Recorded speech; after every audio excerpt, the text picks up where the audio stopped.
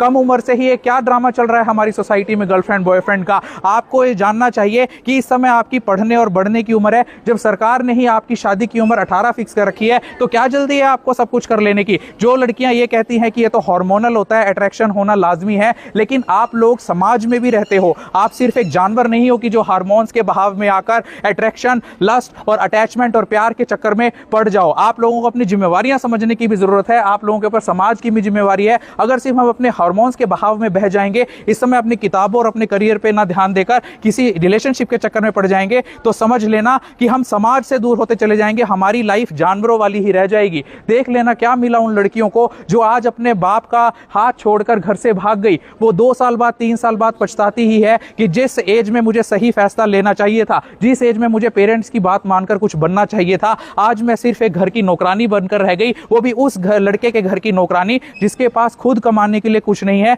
जो पंक्चर लगाता है, जो मैकेनिक है। क्या आप एक पंचर लगाने वाले से शादी करना चाहती हो? कितनी लड़कियां एक पंचर लगाने वाले से शादी करना चाहती हो?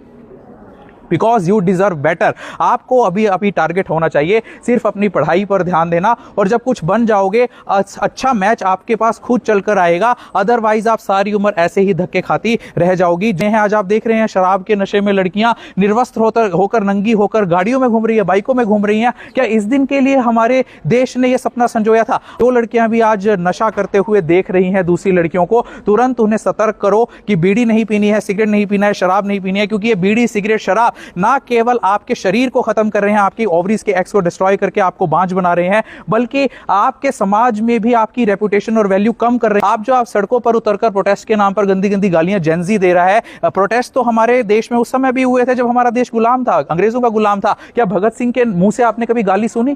क्या लक्ष्मीबाई के मुंह से आपने कभी गाली सुनी? क्या सावित्रीबाई फुले के मुंह से आपने कभी गाली सुनी? तो आज ही छोड़ दो उन मां बहन बेटियों को गालियां देना, उनकी गालियां देना। जिस देश में बेटी बचाओ बेटी पढ़ाओ के नारे लगते हो, अगर उसी देश का छोटा बच्चा से लेकर बड़ा बुजुर्ग मां बहन और बेटी के नाम पर गालियां दे रहा है, तो धिकार है ऐसे नारे पर, और धिकार है उस बेटी मां और बहन के सम्मान पर जिसकी झूठी कस्में हम रोज खाते हैं। रक्षाबंधन के नाम पर जिसकी हम राखी अपनी कलाई पर बंधवाते हैं, अगर हमें वही बहन मां और बेटी की गालियां रोज देनी है, हर रोज देनी है, चाहे एक छोटा बच्चा हो या टीवी पर डिबेट पर बैठा हुआ एक नेता हो। छोड़ दो आज सभी उन मोबाइल फोनों को जो तुम्हें गंदी आदतें सिखा रही हैं, उन सभी फिल्मों को जो तुम्हें गालियां सिखा रही हैं, जो अपने पेरेंट्स की डिसरिस्पेक्ट करना सिखा रही हैं, और साथ में तुम्हें इस बात का बढ़ावा दे रही है कि असली फ्रीडम आपकी कम कपड़े पहनने में है। असली फ्रीडम आपकी कम कपड़े पहनने में नहीं है। असली फ्रीडम गर्भ निरोधक गोलियां खाने में नहीं है। असली फ्रीडम किसी लड़के के साथ भाग जाना नहीं है या सड़क पर नंगा होना नहीं है। असली फ्रीडम है अपने हकों को जानना, अपने हाथों की किताबों को थामना और कुछ बनकर दिखाना।